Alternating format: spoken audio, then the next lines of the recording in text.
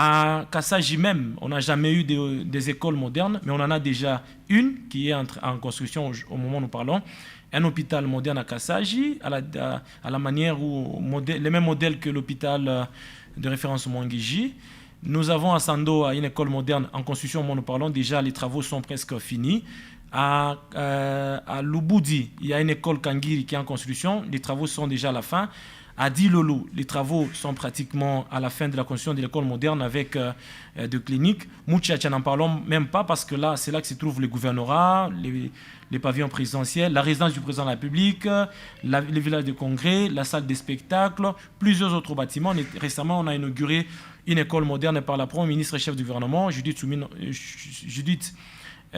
Souminoa Tuluka, qui est venue ici au Lualaba. Elle a inauguré une grande école du côté de Kangea, dans les groupements de Moussokantana. Donc, les bilans aujourd'hui, M. Frahim, s'il faut bien le dire, les bilans sont largement positifs. Si quelqu'un aujourd'hui dit que les choses ne marchent pas dans la province du Lualaba, 10 ans après l'existence de la province, c'est quelqu'un qui n'a pas vécu à Kolwezi. Dire aujourd'hui que la province du Lualaba, là où elle est, c'est là qu'elle devait être, oui. Je dois dire oui, parce que le travail a été fait. Si nous disons aujourd'hui que la province du Lualaba ne doit pas être là où elle est, ça veut dire qu'il y a deux choses qui devaient être faites qui n'ont pas été faites. Mais qu'est-ce que les autorités n'ont pas fait qui devait être fait au moment où nous parlons? Le route, il a été, d'ailleurs, même dans les forums qui a été organisé ici à Kolwezi, à MSPD à l'époque, c'était de relier la ville de Kolwezi, notamment à Dilolo.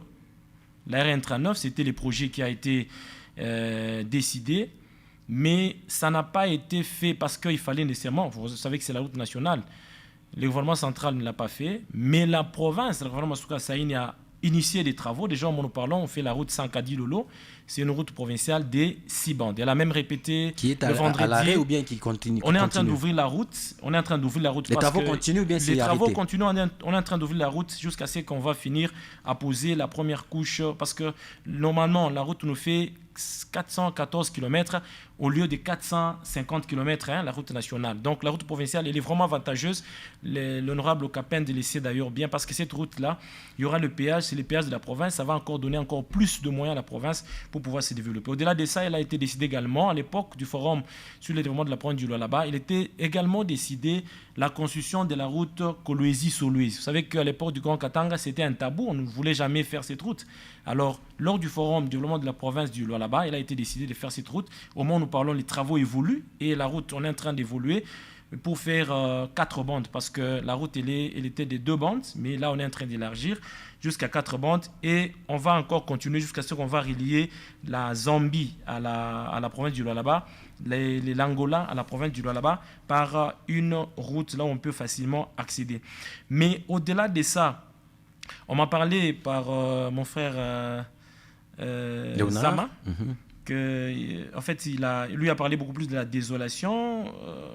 Il a parlé des routes de dessert agricoles. Je dois lui dire que les routes de dessert agricoles, ce ne sont pas des routes qui sont déjà déterminées même par ni la loi, ni la Constitution, même pas par la carte. Donc, une route de dessert agricole, c'est une route qui est déterminée par l'activité agricole qui est effectuée sur cette route-là. Mais les zones où s'effectue parce que la bourse, elle est tellement grande, on ne peut pas aller faire la route n'importe où parce qu'on se dit c'est une route de dessert agricole.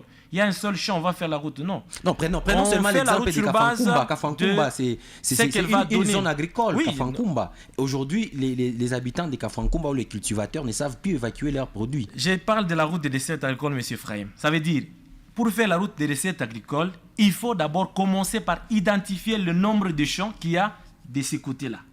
Alors on s'est dit qu'il y a la route de recettes agricoles, ça veut dire que ça va nous aider à évacuer les biens de première nécessité.